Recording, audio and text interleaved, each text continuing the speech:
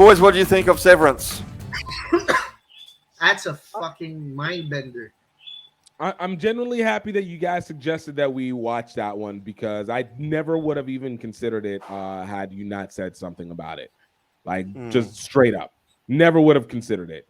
But that is it's a whole other take of you know what? Ironically, to watch Severance and then to watch Moon Knight simultaneously, so you're basically getting two shows of disassociated personalities.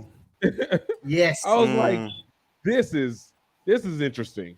This is interesting. Yeah. I genuinely liked it, but man, I got questions, bro. Like, Yeah, so yeah. many. That's what makes it great, because it still leaves you with questions instead of theories. Yeah. Right? Yeah. Yeah, I was annoyed at the ending. I was genuinely annoyed how it ended. I just needed a little bit more meat on the bone about a couple of things. Of course, it's open. I didn't know. First of all, I thought it was only going to be one season. But I just needed a little bit more meat on the bone. There's some questions I thought just needed. There's a couple of boxes, not all of them, of course, that needed to be ticked. Let's go ahead and jump into it. What was So the question? one thing I needed, I wanted a little bit more. Okay, I'm not saying I wanted all the answers, right? Yeah. Because obviously not. Yeah. The trick with these things is to give enough closure by closing some things up, simultaneously opening up other stuff. Right. So the ultimate one was the Red Wedding, even though it wasn't the end of the season. The Red Wedding in Game of Thrones, you killed a whole heap of characters and you brought closure to them, but you opened a whole heap of other questions like what the hell's going to happen next, right? Right. What's got answered at the end. Right. So the one area that I've been asking myself is, and maybe you guys noticed and picked up something, is the simple question of what is the benefit to this company? Yeah. Like, what do they why do? Why do they do? But okay, they're a company. I presume they're about making money. I presume. I say I don't know. I bit about money. How's this severance thing they're doing to these guys profiting them or benefiting them in any way? It just seems like more trouble than it's worth to keep the. If it's now, I don't know if it's a. I want to know whether it's. See, they're just finding numbers, right? And they're just connecting numbers that scare them and put them in. Are they being experimented on? Are they actually doing something that is in itself beneficial or productive? Right. Like, I just needed a little bit more. I just wanted in a direction. Yeah.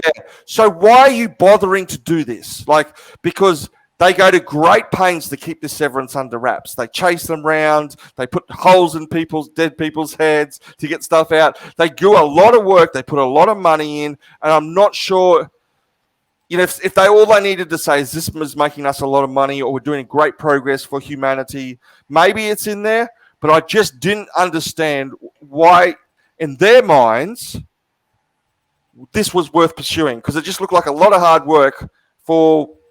What I just needed, again, I don't want all the answers. I just needed something that said, you know what, these guys are going to chase these Severance dudes to the ends of the earth because. So I know the motivation of the workers. Yeah. I don't know the motivation or a hint. I just want a hint. Yeah. So go ahead, I think it's about Dominion. Like, they just want to start with workers, but they're actually trying to get it legislated so it's legal and required. Why? Domination. You make a slave race, like, of docile workers. But why would you make a slave race? Profit. Okay, so it's a profit, right? So that's what I want to know. Like, because slavery is profitable, but I just need to get something like that. And I think it takes off of that. It's a factor of it's creating a slave without losing a consumer. Because in the same instance that you're able to create this slave personality that disassociates itself, that's just workers, but then on the other half of it, you have the consumer who still exists in their own personality in their world. So it almost is like you can maintain population, continue raising profits, but the person who's on the outside never has to feel like they're Yeah. going to work. It's almost like a weird social dictatorship.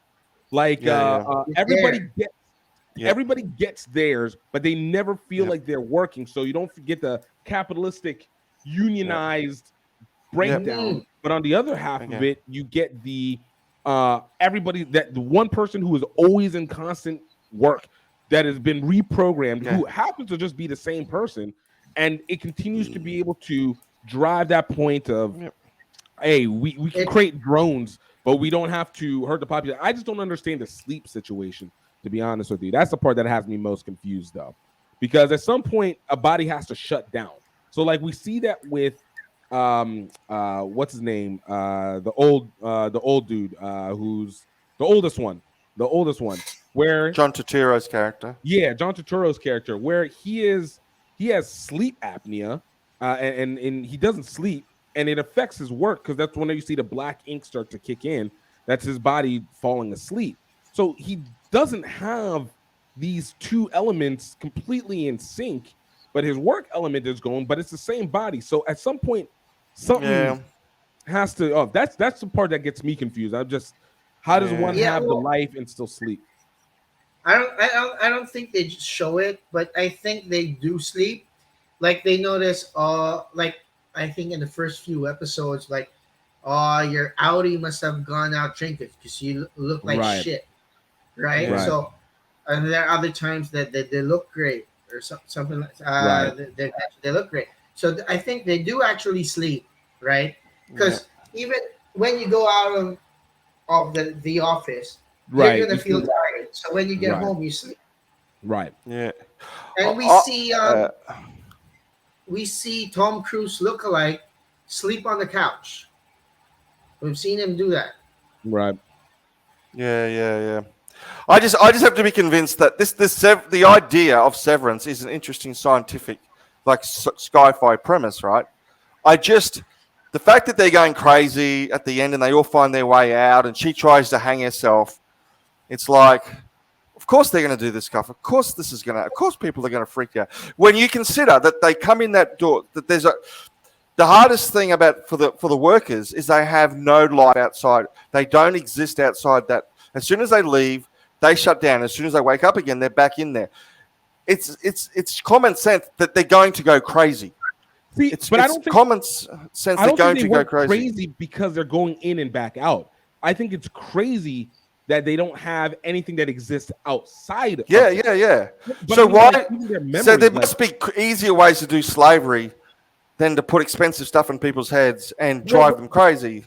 but you got to look at what really even is whenever it comes to like the East Indian trade, Western version, most recent version, not most recent version, most recognized version of slavery that existed with the African slave trade. The concept of that was you create erasure of one's past and then recreate it for them to be subjugated under the culture that you are having. So in the same instance, they are doing the same thing. They erase one's history and then create the culture of this is your home. We exist with the Audi, but there's still the body feel Yeah. that there's more, but there's no Yeah. connection. So it's Yeah. like Black Americans to Africans. You see elements that are the same in the cultural habits, but there's not a direct association of it. So in essence, you've created, oh my gosh, this is an allegory for Black slavery. Anyways, this is but you see the exact associations, but they work entirely differently because of what the environment that they're being rebuilt in. Yes. And that's where I think is the point. And I think that's where you get like the break room and or it's the concept of the five monkeys in a room. There's a seat in the middle that's electrocuted. They all touch, and every time you remove one, you put in a new one, and they touch. After a while, you remove all of them, and the five monkeys that were there, they learned that this is an electrocutable seed without ever touching it. And so if a new monkey comes in, those monkeys beat the crap out of that monkey because they know that there's a punishment that goes along with it. Yeah, I think yeah. that's what the work culture, and we see that Yeah. in the light skin dude. The thing the is, you paint may party. be right, but you may be wrong because we are just It's all just, there's just nothing, there's no theory. We don't know whether they're supposed to be slaves. We don't know. Because as I said, they're doing nothing that's being productive. They're doing that, well, that we can see being productive. It doesn't seem surface-wise productive, because I think there's still something element to, there's numbers that have to deal with your feelings and that you feel fear from. So all I'm saying is, let's remember, see it. Give us some more hint. There's also like other departments we've seen, like like Christopher Walken's department, that GOAT department. But neither of those gives us. I just need that little bit of meat on the bone regarding what the motivation is of this company. Maybe if I went back and watch, I could find it, and maybe we all go back and watch it.